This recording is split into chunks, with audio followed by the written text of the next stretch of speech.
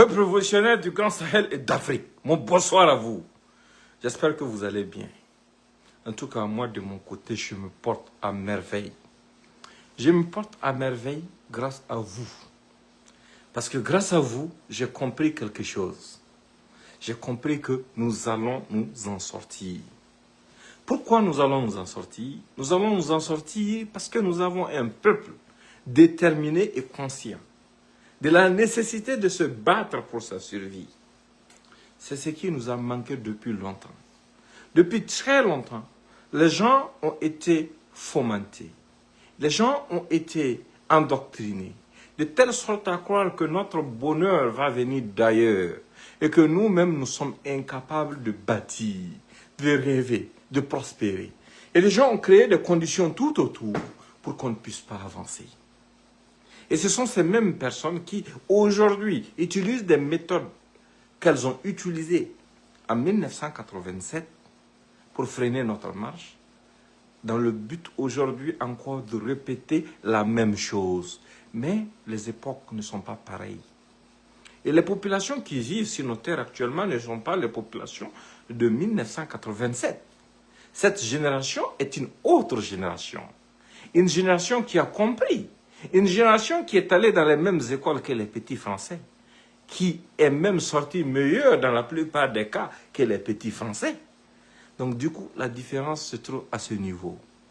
Quel que soit ce qu'ils ont créé comme instabilité sur nos sols, comme beaucoup de gens ont commencé à le témoigner, à le dévoiler actuellement, quel que soit ce qu'ils ont créé comme mémise, comme manigance, afin de pouvoir nous monter les uns contre les autres, ils ne peuvent pas avoir raison de cette génération. Parce que cette génération que nous avons est une génération de guerriers. Une génération qui a compris les enjeux. Une génération qui est prête à se battre pour ce qu'il faut. Parce que c'est humiliant quand on nous classe parmi les pays les plus pauvres du monde. Et que c'est l'Europe qui doit nous aider. Bon, l'Europe manipulée par la France, bien sûr. Parce que l'Union européenne n'est que le pantin de la France qui l'utilise pour ses politiques extérieures. Parce que dans la doctrine de De Gaulle, tout ce que la France entreprend à l'extérieur, ça aide d'une certaine façon les autres nations d'Europe. Et puis effectivement, c'était le cas. Parce que quand la France expropriait le Niger de son uranium, qu'est-ce que la France faisait de cet uranium? Elle utilisait une partie pour ses propres centrales nucléaires et revendait l'autre partie aux autres nations européennes pour éclairer leur capitale. Pendant que nous, au niveau du Sahel, le Sahel duquel sort cet uranium, nous restons toujours dans l'obscurité. On se contente du minimum. Même le minimum, on doit l'importer. Parce qu'on ne peut même pas rêver d'industrialisation. Parce que tant qu'on n'a pas suffisamment d'énergie, qu'est-ce qu'on va industrialiser? Comment est-ce qu'on peut se développer? Comment est-ce qu'on peut avancer? Comment est-ce qu'on peut rêver?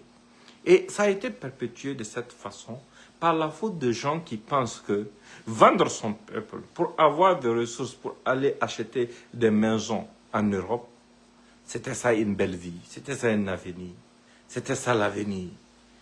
Envoyer ses maîtresses à Dubaï pour faire le shopping, aller se soigner en France et autres, après avoir dirigé son pays pendant 10 ans, 15 ans. Les gens pensaient que c'était ça l'alternative. Alors que l'alternative se trouve sous nos pieds. Parce que nous sommes riches, nous sommes très riches. C'est nous les riches, ce n'est pas nous les pauvres. Ce sont eux les pauvres. Il faut changer ce narratif définitivement. Parce que chez nous, quand on creuse, tu n'as pas besoin de creuser profondément pour voir l'or. Tu n'as pas besoin de creuser profondément pour voir le diamant. Tu n'as pas besoin de creuser profondément pour voir le pétrole. Tu n'as pas besoin de creuser même pour voir le manganèse qui est en tas dans la zone de Marcoyer. Tu n'as même pas besoin de creuser pour voir le lithium dans les bassins de Taoudéni. C'est ça qui fait notre particularité. Et c'est ça qui fait notre bénédiction. Et aujourd'hui, le combat dans lequel nous sommes dépasse notre propre personne. C'est pour ça qu'on doit nécessairement se donner la main. Toi et moi, on peut ne pas s'entendre, on peut ne pas se comprendre, on peut ne pas avoir la même vision, mais on doit avoir la même vision pour l'Afrique. On doit avoir la même vision pour le Sahel. On doit avoir la même vision en ce qui concerne notre devenir. Parce qu'on ne doit pas laisser notre ego dominer tout ce que nous devons entreprendre comme action. Parce que ce que nous devons entreprendre comme action, ce n'est pas pour nos propres personnes. C'est pour nos enfants et nos futurs petits-enfants. C'est pour briser définitivement les chaînes de la domination. C'est ce qu'il faut se dire. Pendant que des gens sont là, jour et nuit, ils essayent de vous faire pleurer. Ils essayent de vous faire douter. Ils essayent de créer des conditions pour qu'on se divise et qu'on se subdivise encore. On travaille. Nous, on continue. On continue dans la lancée de la lutte pour notre survie. Et c'est la seule lutte qui vaut la peine d'être menée. Des gens qui viendront vous dire que les terroristes ont commis tel acte dans telle localité, sans condamner l'acte des terroristes, sans les dire, vous qui posez ces actes, vous êtes des lâches, vous êtes des barbares, vous êtes des insensés, vous êtes des sanguinaires, vous êtes des gens par la faute de qui des gens sont devenus des déplacés, vous êtes des gens par la faute de qui les gens ne peuvent même pas avoir à manger dans leur localité, il faut des convois. Vous êtes en train de lutter contre vous-même et cette lutte-là, elle ne va pas prospérer parce que vous ne pouvez pas vaincre nos États. Ils ne passent pas ce message, non. Le message qu'ils essaient de vous passer, c'est le message de la division. Pour que nous, on se subdivise afin que les terroristes gagnent plus de terrain. Ces terroristes peuvent nous vaincre où? En faisant quoi? Ils ne peuvent pas du tout. Quels que soient les actes qu'ils vont poser, leur fin sera catastrophique. Leur fin sera vraiment catastrophique. Parce que la lutte qu'ils sont en train de mener est une lutte sans issue. Ils sont en train de lutter pour le diable. Ils sont en train de lutter pour le mal. Ils sont en train de lutter contre eux-mêmes. Ils sont en train de lutter contre le progrès. Ils sont en train de lutter contre l'avenir. Ils ne peuvent pas nous vaincre. Et aujourd'hui, pourquoi beaucoup de gens sont contre la dynamique dans les pays de l'AES? Parce qu'ils ont compris que nous avons trouvé le remède, la formule qu'il faut pour pouvoir nous en sortir. Regardez attentivement autour de vous. Dieu nous a bénis. Il nous a bénis, il nous a fait une grâce incroyable. Parce que de par le passé, c'était extrêmement compliqué d'envisager des solutions de ce type pour pouvoir nous en sortir. Mais bizarrement, c'est dans les 3 pays de l'AES, dans les 3 pays de l'Afrique de l'Afrique de l'Ouest, où les terroristes ont décidé de commencer les actes de barbarie, le Burkina, le Mali et le Niger. C'est dans ces 3 pays qu'on a simultanément des régimes militaires, nos frères militaires. Parce que l'armée est spéciale, il faut le dire. Mais je vais revenir à ça. C'est dans ces 3 pays que nous avons des régimes militaires qui ont la même vision, la même doctrine et la même ambition de libération de notre peuple. Je suis venu sur le terrain. J'ai discuté avec les gens.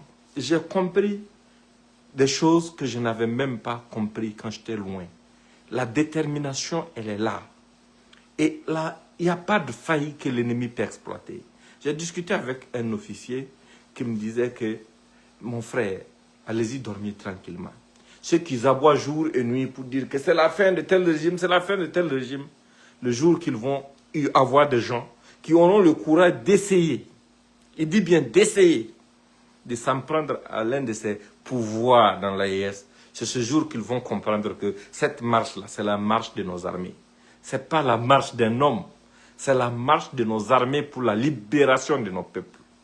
Et on a des armées pourquoi? C'est pour nous libérer, c'est pour nous protéger. Et qui mieux que nos armées peut aujourd'hui, vu la nature des défis auxquels nous faisons face, peut nous libérer? Il n'y en a pas. Absolument pas du tout. Les gens viennent nous insulter. Vous êtes des soutiens des putschistes. Vous avez des régimes militaires, machin. Mais écoutez, alors que certains d'entre eux ont utilisé des militaires pour arriver au pouvoir, comme ce que Gbagbo et l'autre Alassane Ouattara a fait contre Gbagbo. Même pas des militaires ivoiriens. Il a utilisé l'armée française pour renverser Gbagbo. Et il s'est accaparé du pouvoir depuis maintenant 15 ans. Il est à la tête de ce pays. Et quand la France elle-même, lors de la Deuxième Guerre mondiale, son existence était menacée, ce n'était pas un de ses colonels qui s'est autoproclamé général plus tard, soi-disant général de Gaulle, qui a pris le devant des choses pour pouvoir libérer cette France. Aujourd'hui, ce ne sont même pas les mêmes Français qui disent qu'ils regrettent de Gaulle après l'entretien entre Macron et Trump, soit disant que Trump les a humiliés et que le comportement de Trump est insultant et que les États-Unis sont en train de vouloir leur imposer des choses qu'ils ne veulent pas et qu'ils regrettent de Gaulle De Gaulle a quelle particularité? Il n'a pas été élu par les Français. De Gaulle a fait un coup d'État pour sauver sa nation du péril. Et il l'a fait même au détriment de nos nations, parce qu'à l'époque, nous vivons encore sous la colonisation. Et des gens ont été enchaînés, des gens ont été forcés à aller se battre aux côtés des Français. Et aujourd'hui, nous, on nous dénie le droit de mener la même lutte, dans les mêmes conditions, contre des barbares qui nous ont importés.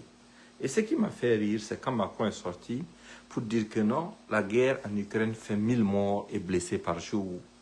Et, hein? Ça, c'est une nouvelle information. Parce que RFI et France 24 ne nous ont jamais dit ça. Jamais. Au contraire, c'est quand il y a 10 morts ou 20 morts au Burkina, au Niger ou au Mali qu'ils convoquent des plateaux pour dire que c'est la fin du monde.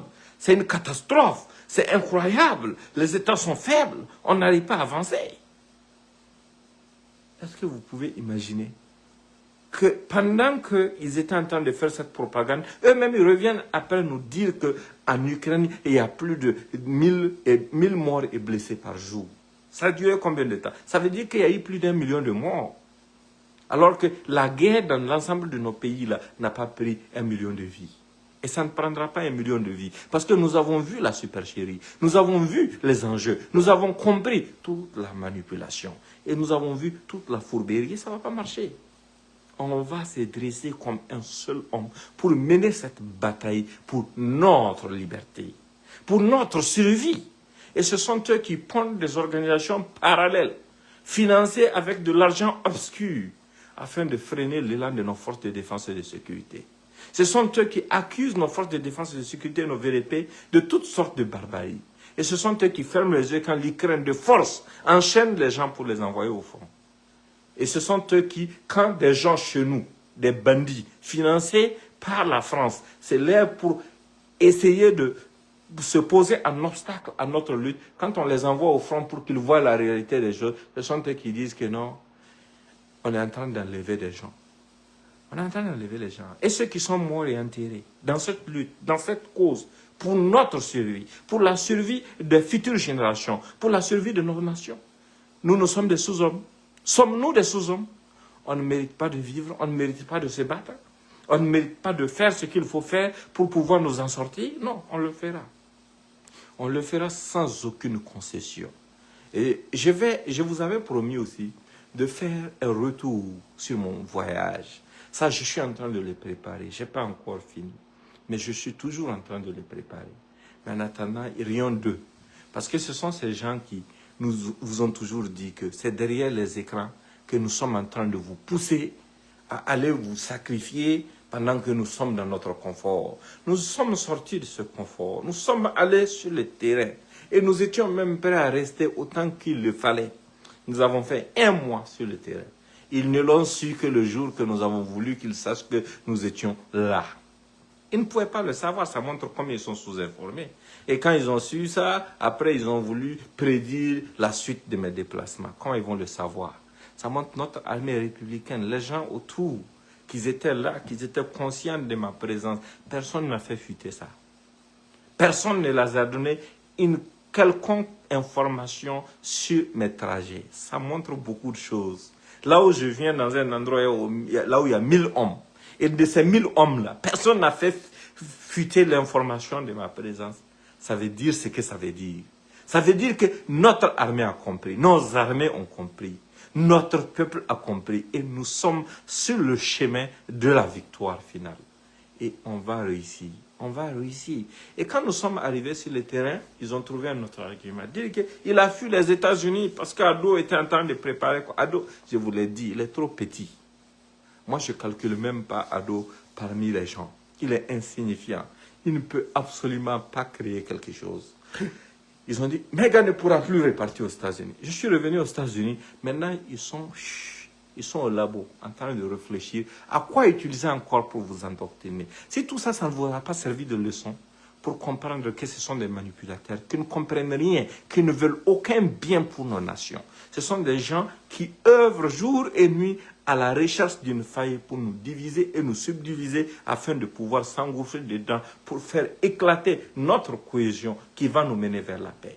Ce sont des gens qui sont contre le retour des déplacés dans leurs différentes localités. Ce sont des gens qui sont contre le fait que nos militaires, nos policiers, nos gendarmes, nos VDP, nos forestiers et autres puissent avoir des victoires.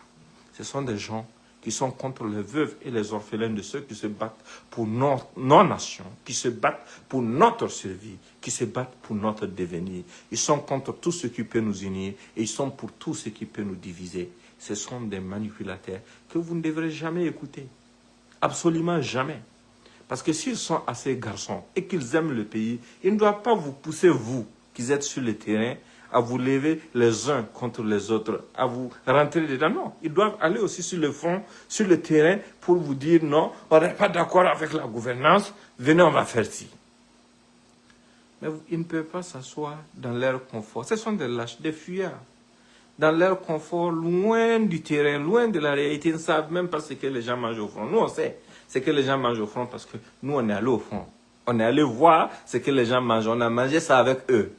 On a causé avec eux. On est allé dans les familles de ceux qui ont perdu leurs proches dans cette guerre. On est allé causer avec des déplacés internes. On est allé voir les gens dans la condition naturelle dans laquelle ils vivent. On est allé tout regarder. De jour, par la route, dans des zones que les gens ont toujours dit rouges, dangereuses. Et on l'a fait pour qui? On l'a fait pour nous-mêmes. Parce que si des gens peuvent vivre là-bas, nous pouvons nous y rendre aussi. Pour un bref séjour. Parce qu'il fallait faire cette différence. Il fallait vous montrer que nous n'avons pas peur. Mais dans une guerre, chacun a son rôle. Le militaire, le gendarme, le policier, le forestier, le VDP, ils ont fait le choix des armes pour aller donner leur poitrine pour nous. Quand des gens tombent dans ces circonstances, nous, on doit saluer leur mémoire et leur sacrifice. Et les survivants ont un devoir, c'est de se battre pour l'évangile. Les journalistes, les enseignants, les infirmiers et tous les autres corps de la fonction publique ou non ont les responsabilités pour que la société puisse continuer de fonctionner.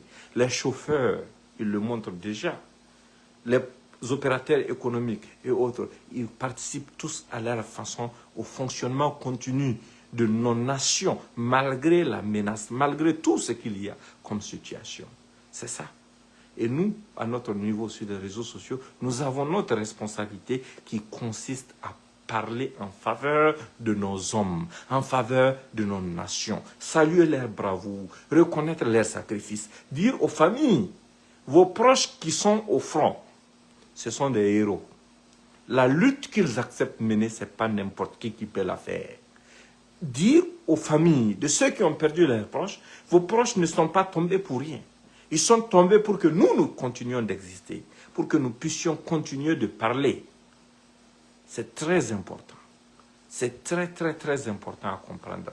Je vous invite à partager le message au maximum. C'était le direct que j'avais pour vous aujourd'hui. Parce que nous sommes dans le même bateau. Vive Ibrahim Traoré, vive Tiani, vive Goïta.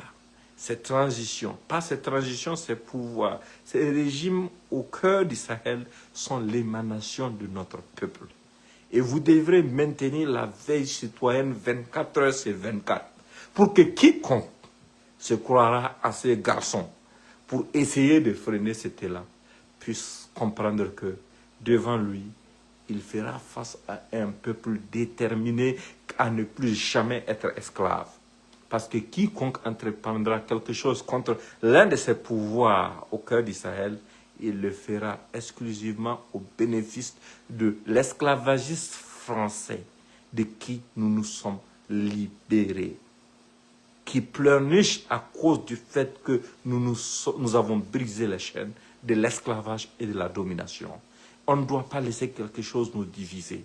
On doit avancer dans cet élan. Ça va aller. Ne vous en faites pas. Nous allons y arriver. Parce qu'il n'y a pas quelqu'un ou quelque chose qui peut vaincre un peuple qui a pris conscience de la nécessité de se battre pour être libre. Et nous allons prospérer. Nous allons prospérer. Nos enfants grandiront dans la prospérité. nos petits-enfants grandiront dans la prospérité. Des Européens quitteront l'Europe pour venir mendier du travail sur nos sols. L'immigration sera sens contraire, parce que nous avons tout. Et aujourd'hui, nous sommes réveillés et nous allons exploiter pleinement le potentiel de nos sous-sols pour pouvoir garantir aux futures générations ce qu'il faut, pour que jamais nous ne puissions encore être humiliés. C'est cette bataille que nous sommes en train de mener. Et c'est pour ça que vous devrez tenir. Par moments, il y a des confusions, des moments de découragement, des situations qui vous amènent à vous questionner. Mais comprenez une chose, la révolution n'a jamais été une ligne droite. Il y a des hauts et des bas. Il y a des situations de confusion, il y a des moments difficiles. Mais seul le dur avance quand c'est difficile. Et vous êtes les durs, je compte sur vous. Et je compte parallèlement sur vous pour partager le message afin de sensibiliser chacun. Parce que ce que nous sommes en train de faire, c'est pour le futur. Que vous soyez au Niger, au Mali, au Burkina, comprenez une chose. Dieu nous a fait grâce. Il nous a fait grâce d'hommes conscients, d'hommes patriotes, à la même période, dans nos pays, pendant qu'on fait face aux mêmes problèmes. Et la plus grande grâce est venue des États-Unis, quand Trump a pris le pouvoir dans la même période. Ça va nous libérer définitivement de beaucoup de choses. Et c'est à nous de savoir exploiter la géopolitique actuelle pour pouvoir réaliser notre plein potentiel d'ici les 4 prochaines années. Nous avons toutes les possibilités. Le vent tourne en notre faveur et nous devons exploiter pleinement ça. Portez-vous bien encore une dernière fois et je vous souhaite une bonne soirée.